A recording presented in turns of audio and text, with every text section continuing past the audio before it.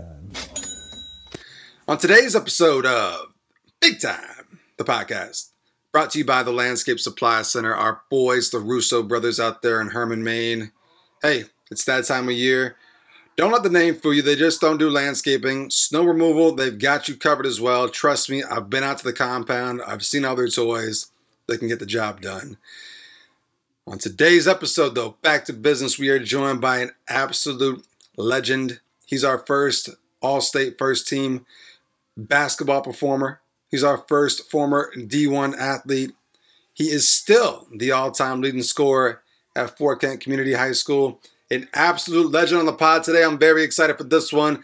Tom Pelletier on today's episode of Big Time. Let's go. I'm on my way, I'm making it.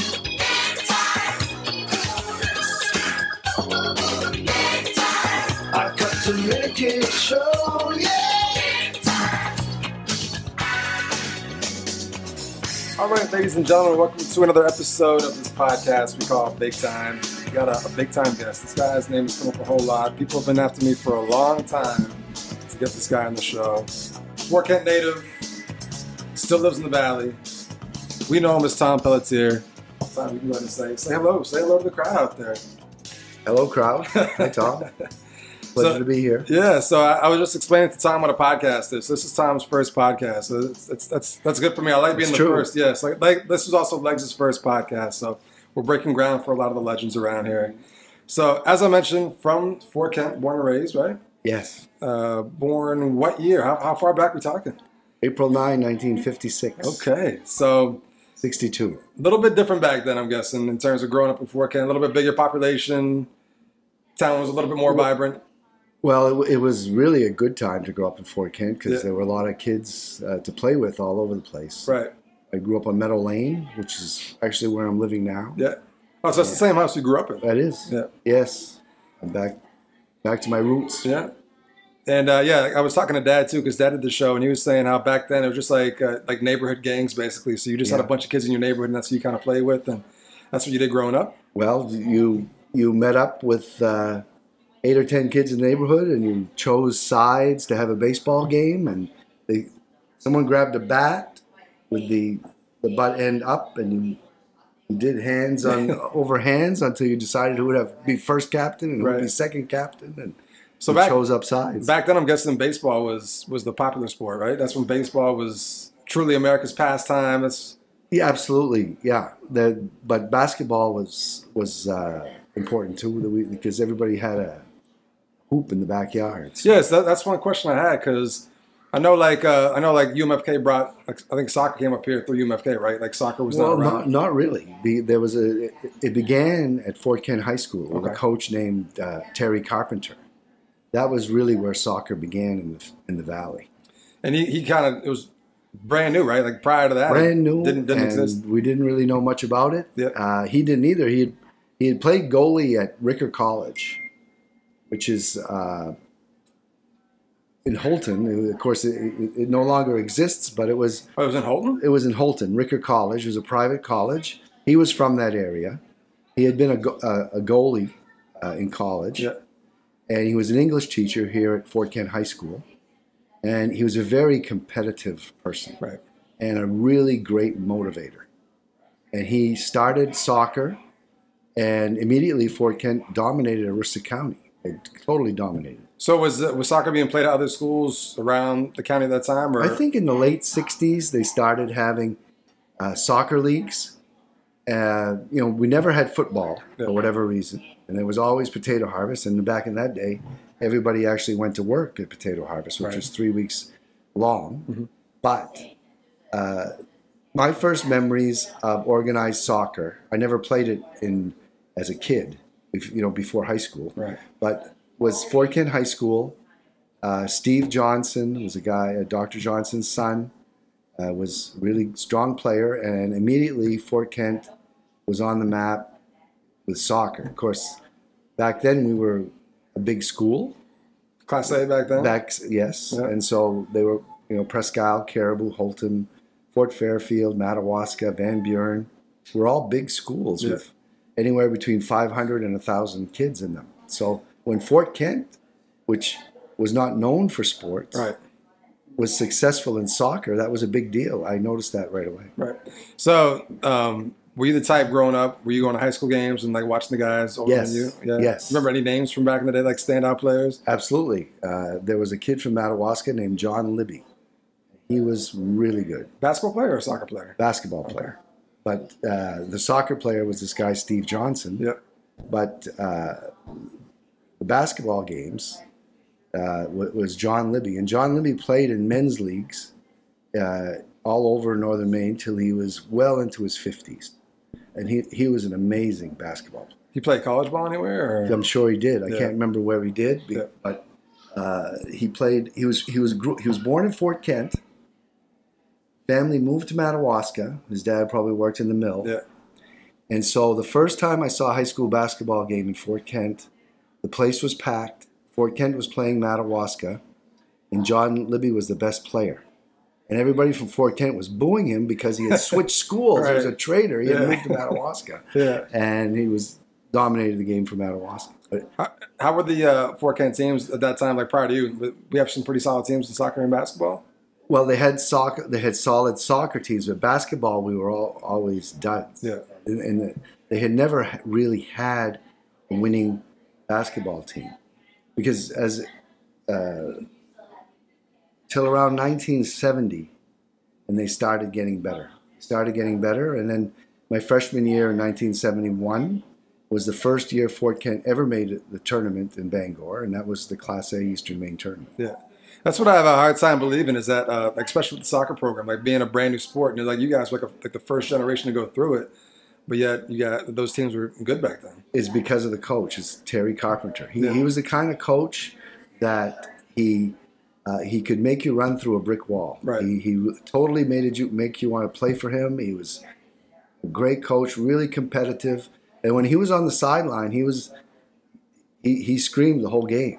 One of those guys. But he didn't scream negative. Right. It was all positive. You know, here we go, Green. Here we go. It's coming. You know, just keep at it. Yeah. He never ever. Sometimes he criticized the ref, but he never criticized his players out loud. Never. So I'm guessing you played all sports growing up in your early years. Well, Soccer. we played. I played basketball. Probably the first sport I ever played was baseball, and we had a little league. Then it was basketball. And then it was soccer. Right. So those were the three sports that I played. You played in middle school, I'm guessing.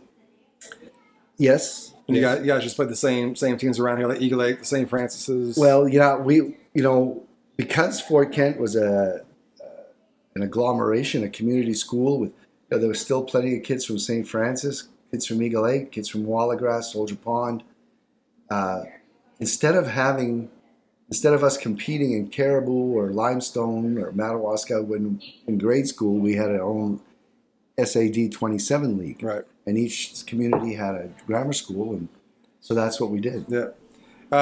What was it like playing in St. Francis back then? Because I know for us, like when I was coming up, St. Francis was an intimidating gym to go to. That was the word I was going to use. Yeah. Intimidating. Yeah, same thing back then, I'm guessing. It was loud, and there Yeah. were a lot of Martins and John Does. They were very competitive. Some things never changed. I think it's still like that. Well, that's- yeah.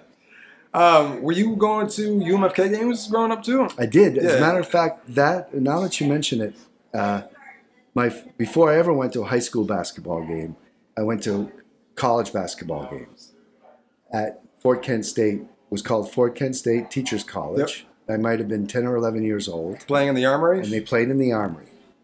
And they had a very good competitive team, and they had a really entertaining coach named Osgood. Yeah, I've he heard all was kinds worth of the price stories. of admission. Yeah. He was a character and a showman, and he was really part of the show. So growing up, were you kind of admiring the guys older than you like the guys at UMFK? Like were you like, oh, yeah, I like the way he plays, or I like the way this person plays? Yes. Yeah. Yes. Remember any names in particular? Well, there was a guy named McAvoy from Sherman. There was a guy named Sterling LeBlanc. I've heard that name. He was from Old Town. So I'm guessing most of the guys were from Maine back then. I'm guessing They were all from. Yeah, totally. I don't remember anyone who wasn't from Maine, but there could have been. Yeah. There could have been. Yeah. But they had a core of players, and the Armory had a good atmosphere. Yeah, And what was the Armory like? Because I've been there like prior to like the Armory itself closing down. Like I've been in there a couple times, but obviously they used to play in there way a long time ago. What was the atmosphere like in the Armory for games? Well, it was probably about 300 people. Yeah. Didn't have as big of a bleacher as the Fort Kent High School does now. Yeah. But it was close to that big. And Tile, it was full. Tile floors, right? It was tile floor, which I never played on. We had tile floor at Fort Kent High School too. Oh, really? I played on tile floors from the time I started playing basketball until I graduated from high school. Of course, whenever we went out of town, we would play on tile floor. Yeah, so was Fort Kent like the only school with a tile floor back then? Totally the only school that had tile floor.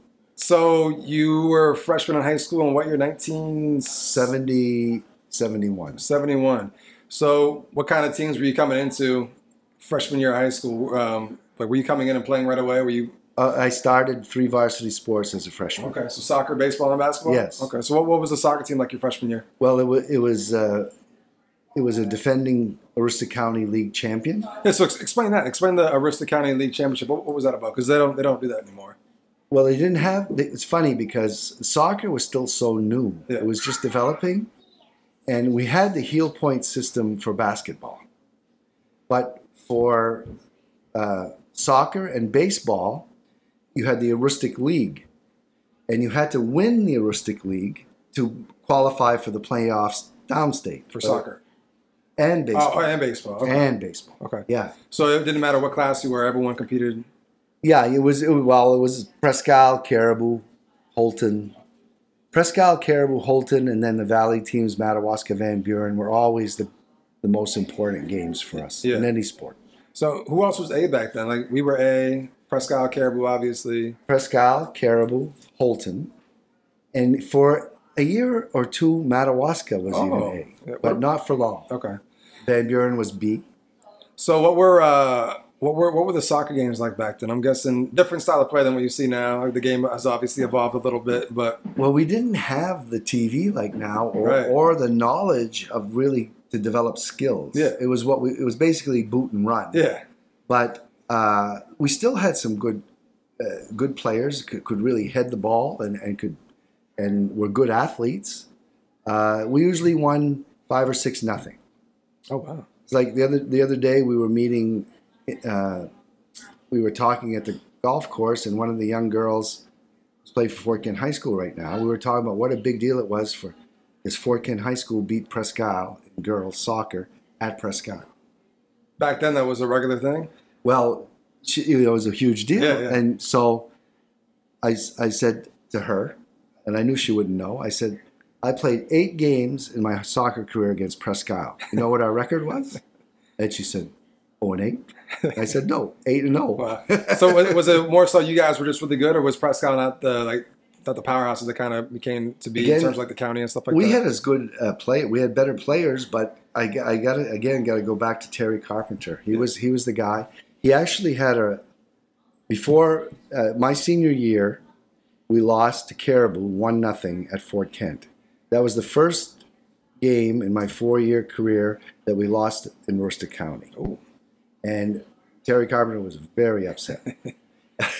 But even before I started he had a winning streak going, and he got up to somewhere near 80 games in Aroostook County without a loss. Wow.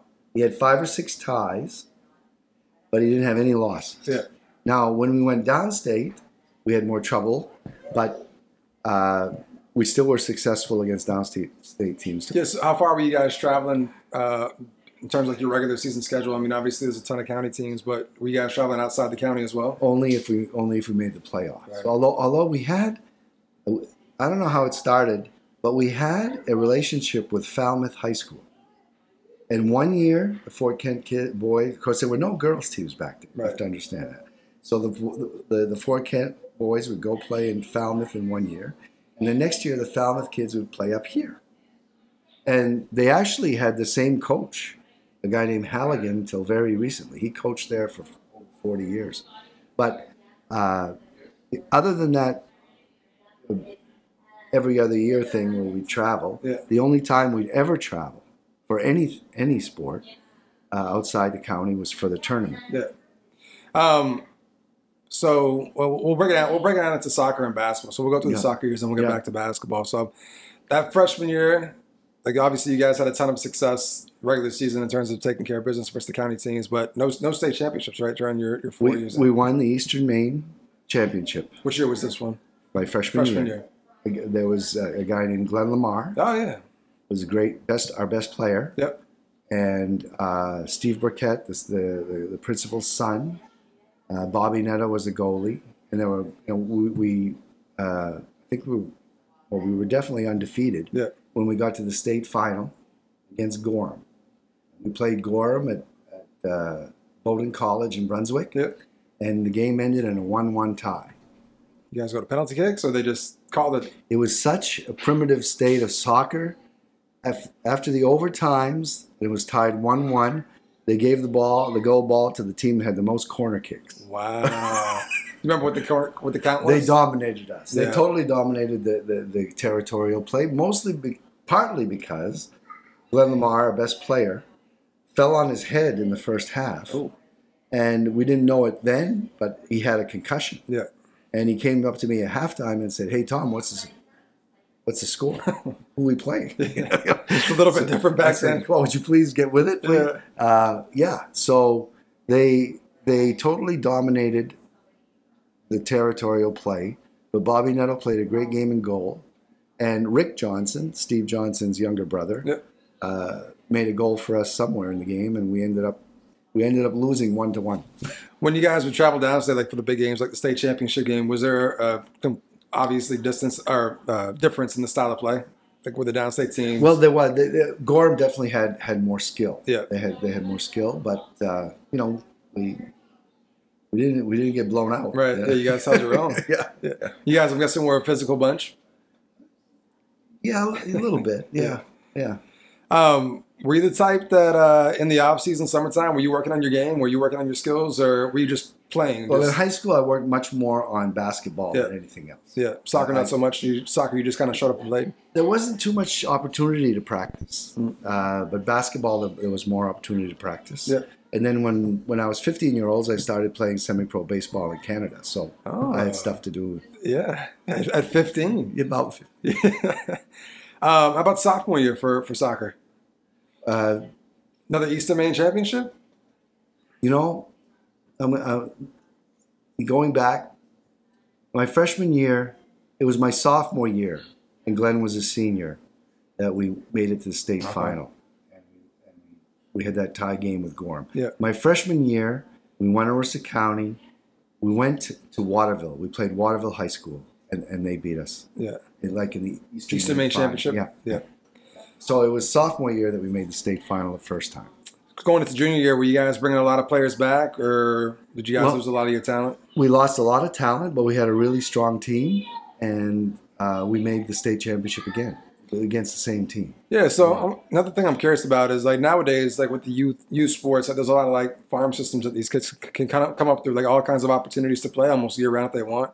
You guys didn't have that, but it seems like teams were just consistently good, and every year players were coming in. Well, what you had was a nucleus of maybe a half a dozen kids who did everything together. Yeah. All the sports. So, and that's what we had at that time was we just go from one season to the next. There was not. People weren't playing just one sport back then. They were in. The only thing we couldn't play is we couldn't ski. The coaches wouldn't let us ski. Probably for good reason too. No, I don't know. So who was like your group, like from your class? Like who were some of the guys you grew up all the way through? Well, there was a kid named Roland Garrett, who's married to Pat Labby's sister, Diane Labby. Yeah. And there was a kid named Norman Bouchard, moved away a while back. And Gary Thibodeau from St. Francis. He's still living in St. Still around, Francis. right? Yeah. Leland Martin, who's back in Fort Kent and who had two daughters who were all state. Oh, those are the players. Callis girls? Yes. He's their father. Yeah. So going into junior year, so that would have been the year after losing in states. How'd you guys bounce back? Well, we Made it to the state championship. Again? Yes. Oh, wow. Yeah, we played Gorham again. Yeah. And this time we lost 3-2. Where was that game played at? Remember? That was played at the same place at, Yeah. at Bowdoin College. It had the best field. Yeah, so Then- obviously no turf back then, but I'm guessing the fields were much nicer downstate. That's why they had the games down there. But better facilities down in Southern Well, Maine. it's just like now. I mean, we always have to travel. Yeah. The population, the schools are down there, and they think Bangor's Northern Maine. Yeah. So they're not, It's a different story, though. they're not going to travel to Bangor for the state championship. Yep. The Class A teams, anyway. What was the field like here? You guys were same field as we have now, Same right? field as you have now. Yeah, no lights though. You guys had all No daytime lights, games. No lights. So you guys were getting out of school early to get the games in before it got dark. Yeah, sometimes we did. So JV too, right? I guess there was a JV team. Oh, yeah. The freshman team too. I can't remember if there was a freshman team in soccer. There was freshman and JV and in basketball. Did the JV teams travel and play with the varsity back then, or they kind of have their own schedule? The JVs would play. They would travel with the varsity, Yeah. especially for basketball. Right. It was always the JV game and the varsity game. So I don't think there's a happy ending to your high school soccer career, right? So it's two state championship losses, sophomore, junior year. Senior year, we had one loss. That one loss to Caribou. Yeah. And we had one tie in Holton, and we had one loss and one tie, and we didn't qualify for the playoffs. Wow, that's crazy. Yeah, it is. How many games were you guys playing? How big was the schedule back then? It's about the same as it is now. Yeah. Maybe 14, 15. Yeah. Who were your toughest teams back then? Because you said Presque Isle you were 8-0 versus Presque Isle. Like that's the team nowadays. To tell you the truth, in soccer in Aroostook County, when I was in high school, we didn't have any competition. Nobody played you guys tough. It wasn't even a No. competition. No. So you guys weren't getting tested until you guys would get down Yeah, to the my state senior championship year, game. we lost the game 1-0, and we had a tie. Both games we just played bad games, Yeah. but truly we didn't really come close to getting beat very often. I never lost against Madawaska. I never lost against Caribou. Never lost against Van Buren. Never lost against Holton. I'd be curious as to what your overall win-loss record is over your 4 years. I'm guessing it's got to be pretty good. Yeah. So yeah, too bad you couldn't get the state championship, but you did continue soccer later on in college, right? I did. We'll come back to that later on. We'll get through high school first, but there was soccer down the road for you. Let's hop into basketball. So, guessing a 4-year starter. Again, the freshman year, I was a 4-year starter. We had never made any basketball tournament in Bangor. Yeah. And because of Glenn Lamar and Tim Crowley and Bobby Netto and guys like that, we made it to Bangor in my freshman year. So as a freshman, were you starting? And Yes. Were you the go-to guy freshman year right off the bat? Actually, Glenn was the high scorer on that team, but Yeah. I did average about 15, 16 points a game. What style of play were you guys playing back then? Because just like I know soccer's evolved, basketball's evolved a little bit as well. No three-point line back then, obviously. There was no three-point game, but the games were more high scoring. Yeah, a little bit more fast-paced. We basically expected to make 70 points a game. Yeah. And a lot of games we did make 70 points. And you have a hard time seeing that nowadays. Right. With a three-point line. There was no such thing as a 42 to 38. no such thing at all.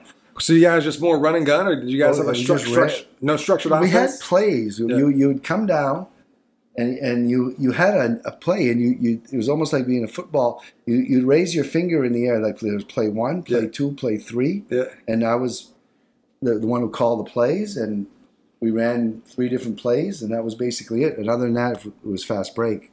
Who was your coach in high school? Guy, Sam Jordan. And he was there for a while, right? He was the high school coach for many years, right? Yes. Yeah. So what'd you guys do win-loss record? You guys went into Bangor. Were you guys just kind of sneaking into the tournament? I got to tell you that we would not have made the tournament. I think, back then we usually played a 16-game schedule, not 18. I think, I'm quite sure we were 12-4, maybe 11-5. But we wouldn't have made a tournament except for a game we had in Van Buren at Van Buren. And the place was packed. Quite a few people from Fort Kent would travel to watch the games. Yeah.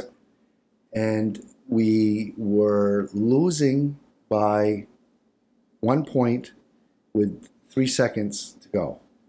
and we had the ball at our end of the court. Oh. And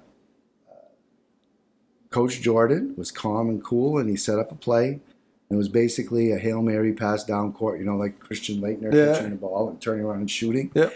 Well, that's what Tim Crawley did. He was our tallest player at about 6'1". And he threw a football pass to Glenn Lamar, who took it over his shoulder, bounced once, and banked it in from about 30 feet. You guys won. And then they got you in the tournament. And that turned out to get us in the tournament. The very first tournament Fort Kent basketball ever qualified for. Wow. So I know you mentioned you guys kind of just ran through everybody in soccer in terms of the county, but basketball, I'm guessing a lot more competitive. Was it more so like there was better teams in the county, or were you guys just not as good compared to like your soccer teams? Fort Kent wasn't considered a basketball school. Right. Presque Isle, Caribou, Holton, Fort Fairfield, even Washburn were much bigger basketball schools than Fort Kent. Yeah. Who'd you guys play freshman year at the Auditorium? Presque Isle. Presque Isle was ranked second in Eastern Maine Class A. They won the Class A tournament.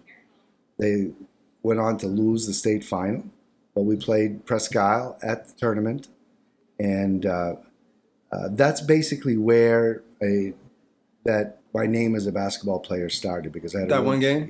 Yeah, I had a good game in that game. What was your stat line like for that game? Well, I had 25 points for the game, and I had. Right before halftime, I had 5 in a row from downtown. They would have been 3-pointers. Yeah. And so we were tied at half. What was the atmosphere like at the Auditorium? That was your first time there? Like you hadn't been there as a fan before. That was the first time I'd ever never walking been inside the place. Yeah. Never even been inside. What are your recollections from first time in the Auditorium? Well, it seemed like the basketball was just hanging in space. Yeah. Because there was so much room behind the backboard to the wall. And of course, back then there was only fans on 2 sides. The sides where the baskets were, there were no bleachers. Right. But the bleachers on each side, they were like wings, and they seemed to go up forever into eternity. You know? And it was more than 2/3 full. Yeah. But besides the game itself, what I remember about that was Coney High School. Coney High School in Augusta, they brought their team on the floor, and they must have had 2,000 fans. Oh, really? And great music and uniforms and cheerleaders and fan support. It was really something to see. Did Fort Kent travel well for the fans for that they first sure game? did. Yeah, first time. Because it was a big following. Yeah. Yeah. We're going to get to our first segment. Ethan asks big time questions on Big Time the podcast. Ethan, what is your question for Tom? What was your playing style like? Were you a shooter? Were you a slasher? A little combination of both, maybe? And how many more points do you think you would have had if you would have played during the 3-point line era? Well, the last one first, I'd have definitely had over 2,000 because at least half of my shots were from outside because I'm not very tall and I had to shoot from distance. So I would have had way over 2,000. But as far as how I played, now everybody's a 1 or 2 or 3 or 4. Well, they didn't have that designation back then, and I played both point guard and shooting guard simultaneously. Yeah. And poor Gary Thibodeau from St. Francis, he had to spend his whole career playing defense like a dog and setting picks like he was a defensive lineman. Because I dribbled it and I shot it, and he had to make sure he was covering everything else. Everyone's got a role, right? So that was just his role. So you said that game at the Auditorium kind of put you on the map, so to say, for the rest of your high school career. Yes. So what happened sophomore year? Is that when you kind of took off in terms of scoring? And well, the group of seniors, Glenn Lamar and Bobby Netto and Alton Martin and a few others, had gone, and so Coach Jordan set the offense up around me, and I averaged about 25 points a game as a sophomore. Did you kind of model your game after anybody, or were you practiced and? Oh, that's a really good question. The Celtics were winning championships all the time back then, but I didn't really think about that. There was a guy named Bob Cousy. Yeah. There was a college player named Ernie D. Gregorio from Providence College. Yeah. But no, I didn't really. There wasn't the TV saturation that you have now. Yeah. We had 2 or 3 TV stations. You might see one basketball game a week on TV, and it was in black and white with snow through the middle of it. So how would you describe your game? Were you a jump shooter? Could you do a little bit of everything? By my sophomore year, I had a jump shot. Yeah. And That's something you just worked on in the off season, just shot. Or? we had a game at Presque Isle, and we were losing. And in my sophomore year, and the only way we were going to score is if I started shooting jump shots. And I discovered my jump shot literally at Presque Isle High School in the middle of a varsity game. And things kind of clicked. Because it had to happen. Otherwise, we weren't doing it. Right. What kind of atmosphere was Presque Isle back then? Because growing up when I was playing, that was an intimidating place to go into. Kind of what you mentioned, like with the Auditorium, just great band, great crowd. It was full. Yeah. And they really didn't expect any competition from us. Yeah. And Fort Kent had never beat Presque Isle either home or away. And that day, I got 40 points, and we beat them by 6 points. In Presque Isle? In Presque Isle. As a sophomore? Yes. What did you guys finish with for a win-loss record your sophomore year? Guys made the tournament, though, right? You know what happened? Again, I'm losing. My memory's not perfect. Glenn Lamar was on that team. Your sophomore year? Yes, he was. And we finished 14-3. 14-3. And we didn't make the tournament. It was a heel point system, you said, right? The heel point system. The heel point system, and we had a 16-game schedule, and Coach Jordan decided that we needed a point-worthy game, so we went and played at Bangor. Oh. At Bangor High School. And physically, we didn't match up. Yeah. And they beat us. And that year was Holton was undefeated and in first place in Eastern Maine. But they weren't on our schedule. Oh. And somehow, because of that Bangor High School game, Bangor went in 8th, and we finished 9th. Oh, now, back then, if you weren't in the top 8, you didn't go to the tournament. There was no prelim game or anything like that. And I remember being at the Auditorium, watching Bangor play Holton. Holton was number 1, undefeated. Bangor was number 8, but they were Bangor. Yeah. And you know how it is at the tournament when a high-seeded team doesn't play well, and in the third or fourth quarter, you can see them kind of get tight a little bit. They get really tight. Yeah. And Holton got really, really tight. Yeah. And Bangor, they had a coach named Simbalek. He's still a sports writer. Wow. Yeah. He was their coach. He still reps from time to time in Bangor. I see him a lot. Yeah. And he was their coach. Yeah. And he had them running, we called it a stall, because they didn't shoot a lot. They wanted the 40-38. Yeah. And that's exactly how they beat Holton, 40-38. Because if we had not played Bangor, we would have been in, and Bangor would have been out. Yeah. Tough break, sophomore year. Going into junior year, I'm guessing similar trend, right? Just you guys won a lot of games, but just sneaking into the tournament? We went in as a 7th seed. I think we were like another 12-4, something like that. And we played Rockland, which was a... They were Class A back then, too? Yeah. A lot of good Class A teams back then. Yeah. Their coach was Bob Brown, who's Brett Brown's father. Okay. And they were famous for having a full-court press. That wasn't really a thing back then? It wasn't really that was utilized? That was there. They did it all the time. In other words, they didn't wait for a certain point in the game or use it in certain parts of the game. They just played that way. All from the beginning. Yeah. They wouldn't let you take the ball out of bounds at your own end of the court. Yeah. So we knew that was happening, and Coach Jordan said, we're going to set picks for Tom, and Tom's going to dribble the ball off the court, and I did, and broke the press many, many times. And off that one game, I made first team All-State. Oh, yeah. So basically. Yeah. So we lost, but but Bangor treated you well. You had some good games in Bangor, did. and you got recognition that way. Because I'm guessing being from Fort Kent, like people were naturally just sleeping on you. You weren't getting the recognition that some of these other guys were getting from downstate. But whenever you go play in Bangor, it was kind of like big lights, big city, and people saw you for the talent you had. Yeah. Well, I had good games there, and although we didn't win, that was really disappointing. But we came very, very close, and we had really exciting games. Yeah, and I mean that's the thing. As long as you guys compete, right? I mean, as long as it's a close game and you're not getting blown out. When did you start having some big scoring outbursts? Well, after I had 40 against Presque Isle as a sophomore, and a number of games that year I had over 30. Then whenever they played Fort Kent, I was the one that they focused on. Yeah. So I had plenty of games in the 30s, but I never surpassed 40 again. Oh, that was it? That was the best. Yeah. But you were consistent, though, 30 points consistently. My senior year, I averaged 30. Okay. Were you efficient, or were you just getting shots up? Were you the type just to get them up, or?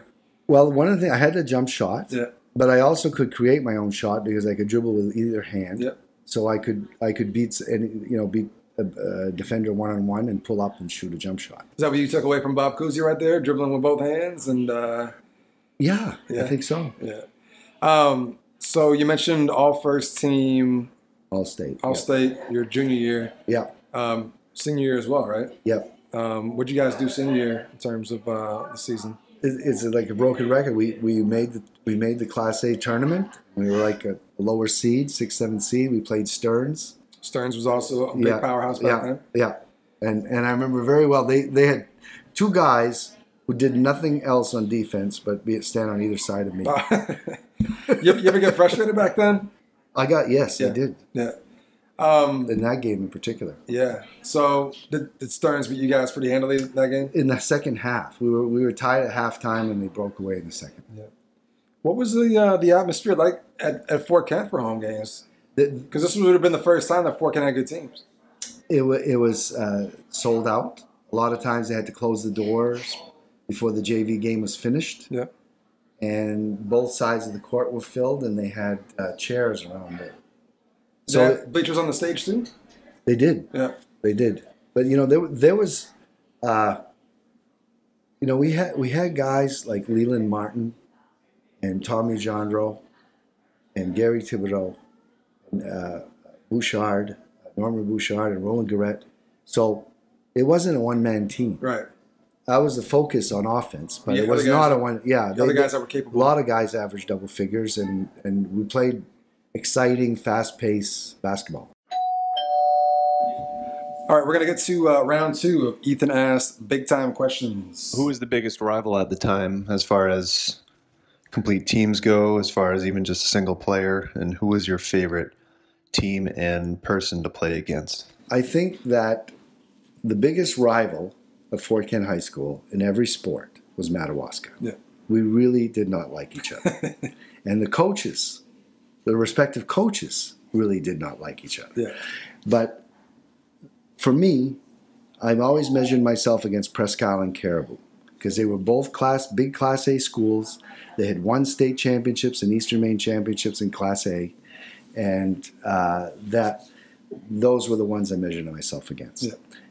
I can't think of one specific person because I played 4 years. I had the honor of playing against Steve Condon, who's probably right up there with Matt Rosignol as the best boy basketball players to come out of Worcester County. Yeah.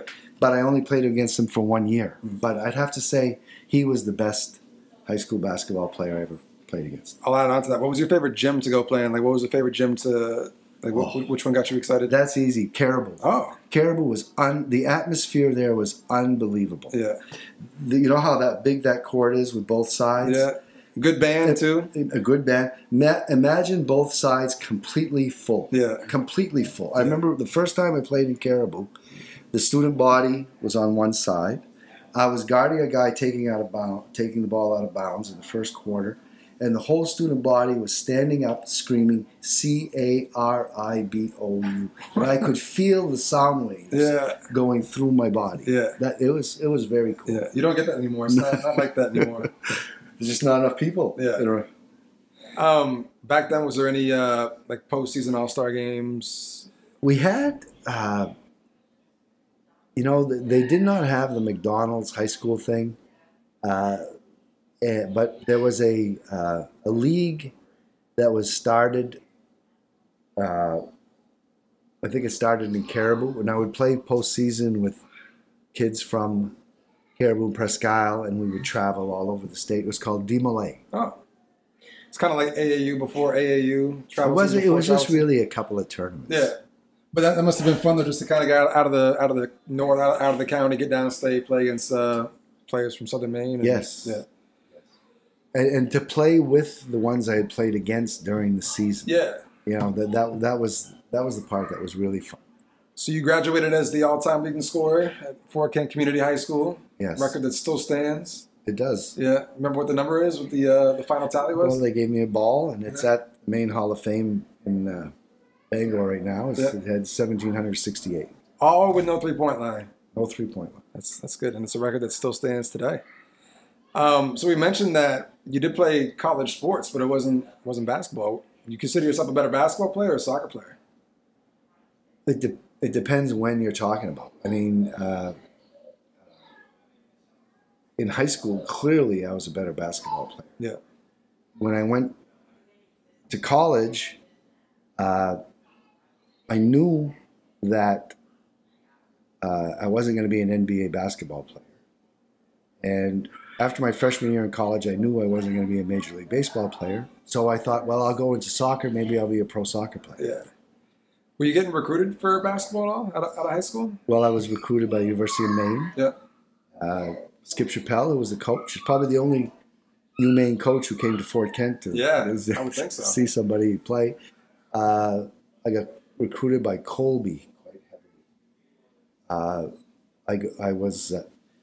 I was pretty naive. I didn't know too much, and neither did our coaches. You know, about how Division I sports work. Yeah. I thought if you got a letter in the mail from, let's say, Boston College, That was an offer? that means they were recruiting you. Yeah. But it's kind of like you get a letter in the mail to apply for a mortgage. You know, Right. it's just it's just junk mail. Yeah. But I didn't know. I applied to Maine, Colby, Dartmouth, Brown, Boston College, and Cornell. And I thought clearly I wouldn't have done that unless I thought I could play At that level. at either of those, any three of those sports. Yeah. But Maine was the only one who actually recruited you for basketball? Well, no. Well, for basketball, yes. But Dartmouth did a little bit, but Brown recruited me for soccer, and Colby and Maine recruited me for baseball. Okay. And you made the decision to go to Brown? I did. Yeah. So what ultimately made the decision? Just the fact that you didn't think you were going to be an NBA player or a professional baseball player? I knew that if I didn't make it in soccer, I could play basketball.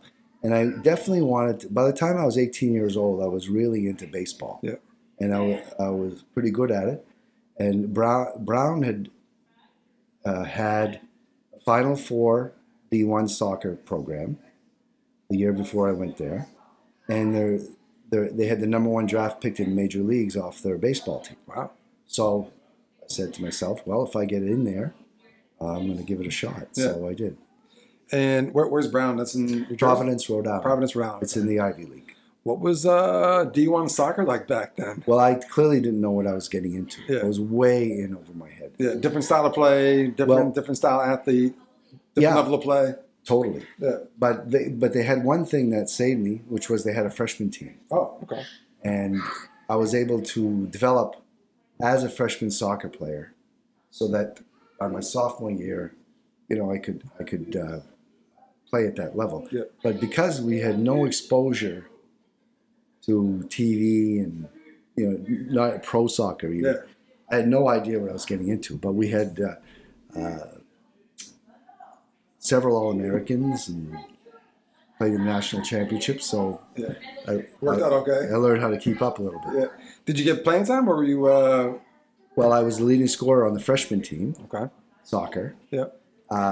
Basketball, I could have played basketball, but you can be first team All-State from Maine, but you leave Maine, that doesn't mean anything. Yeah. You had to prove not at the yourself all over not again. at Division I level. Yeah. Doesn't matter. Yeah.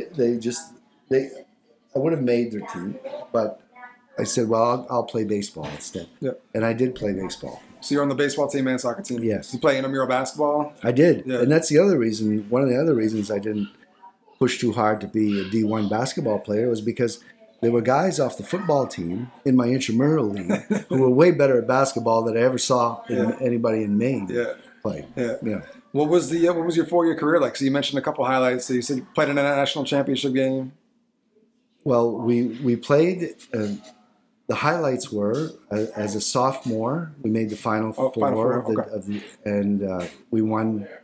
We beat UConn for the New England Championship. We beat Cornell for the Eastern Seaboard Championship. Then we played the University of San Francisco in the national semifinal. Where was that held at? That was held at Southern Illinois University. Wow, an interesting place. Well, it was Middle of the country, I guess. It was. It was not far from St. Louis. We Yeah. actually stayed in St. Louis, which St. Louis area was the hotbed of American soccer at that time.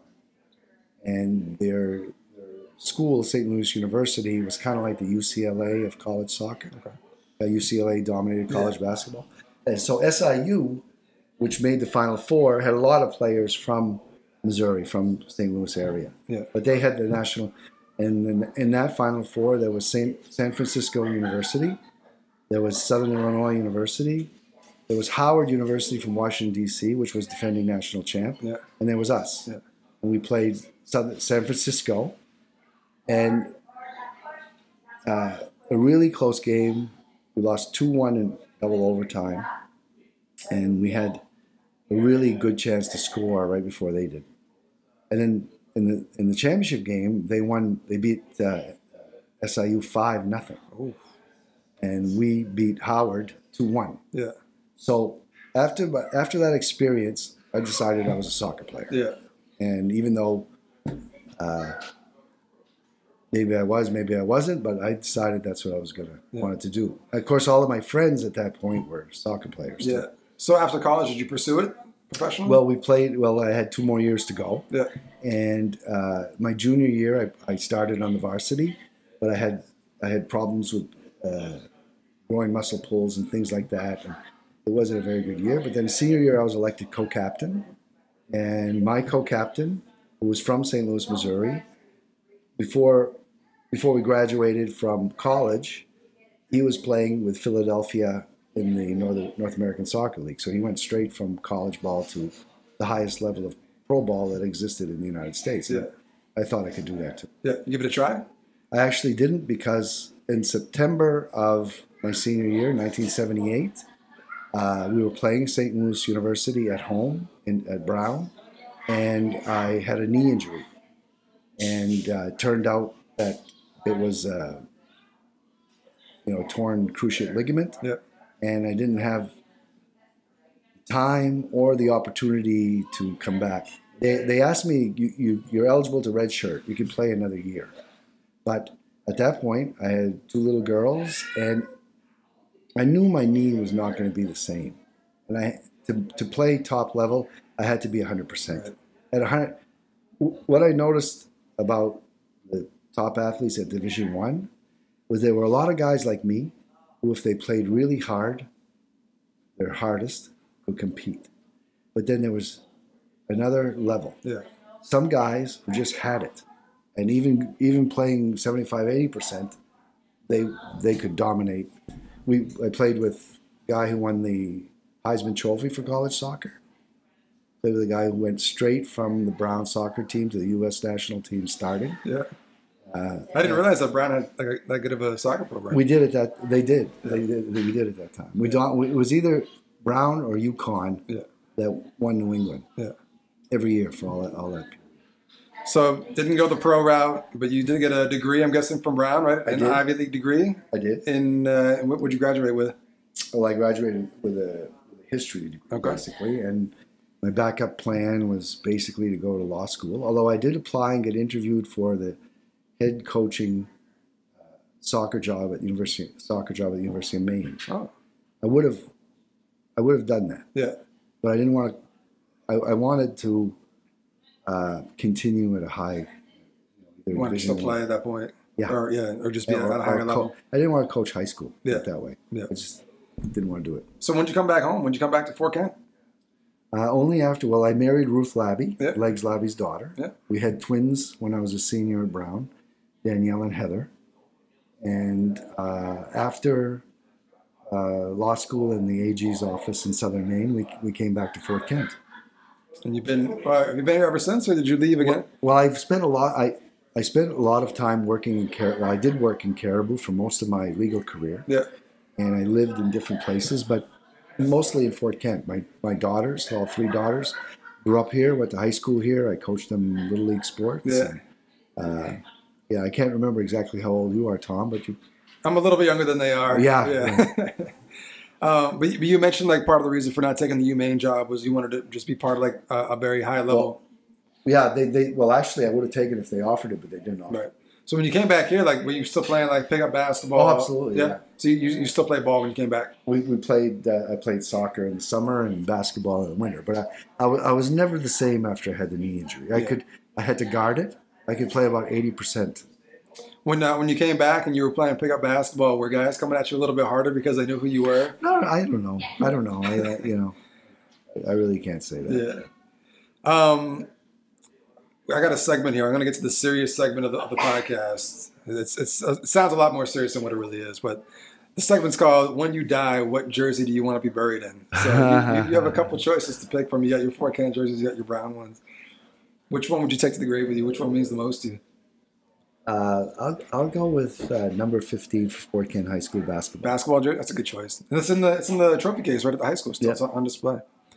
I got a quick question as well. You mentioned your daughters. Did you get more joy out of watching them or playing as an athlete yourself? Which one was more nerve-wracking? Which one brought you more joy? It's totally more nerve-wracking to be a parent. Yeah. Going to the games. Yeah. And you had some daughters that were great athletes in their own right too. Heather played basketball. She was a really good basketball player, really good soccer player, good at softball. Danielle also, and Lindsay as well. So yeah, I went to a lot of games. Yeah. Watched a lot of games. I know you got a lot of grandkids that are in it now too, right? Yep. We're starting another generation. Heather and Danielle have 5 kids, and they live in Yarmouth. And I've been going back and forth to watch them play sports already. So how does it even look? though they're 9 or 10 years old. Does it look promising? You got some good kids coming up in the grandkids coming? Definitely. It's very promising. That's always good. We're gonna get to Charlito Wonders here on Big Time. Charlie, what is your question for Tom? Hey, Tom. It's Charles. What an honor to have you on this podcast. You truly are a legend. I don't even know where to begin. Oh, man. Collegiate career, Brown University, if I'm not mistaken. Did you ever attempt to play on the basketball team? I know you were a soccer legend, All-American, if I'm not mistaken. But why soccer? Why not basketball? Did you have to choose between the two? Hope everything's all good, man. Thanks for taking the time and visiting the podcast. Take care. So we got into that a little bit, but you mentioned... Well, I got to tell you that what sport I would play in college was an extremely difficult decision for me because I loved all 3 of them. And I actually did play a few days for the Brown University basketball team. Yeah. But I knew I couldn't play both basketball and baseball, and I made a tough decision to go with baseball at that time. Yeah. But Brown soccer was on the map nationally. My friends were all on the team. Once I started my freshman year, there was no question I was going to continue with soccer. It'd be like going to like Kentucky for basketball or North Carolina for basketball. Like that's how prestigious Brown was at the time. So in soccer, yeah, in soccer. So what else do you do for fun around here now? Golfing and stuff like that. Well, I've always wanted to do something competitive, just to try to be as good as I can at it. So I took up golf. Very frustrating, difficult game. Yeah. I wish I'd have started when I was 10 years old instead of 30 years old. Yeah. But I have fun at it. Yeah. I don't get mad. No. I gotta wait. I'm in the same boat as you, where like I gotta do something competitive. Like I gotta put my mind towards something. I'm not quite there yet because I know once I start, like I'm gonna put everything towards that. And I'm not quite ready for that yet. But golf is coming. That's down the road here. Well, golf is a great sport. Yeah. Because it's very difficult, and you're just competing against yourself. Really, there's no defense in golf. Yeah. And the only problem with it is too much time to think. Yeah, exactly. I like games where you just react. Right.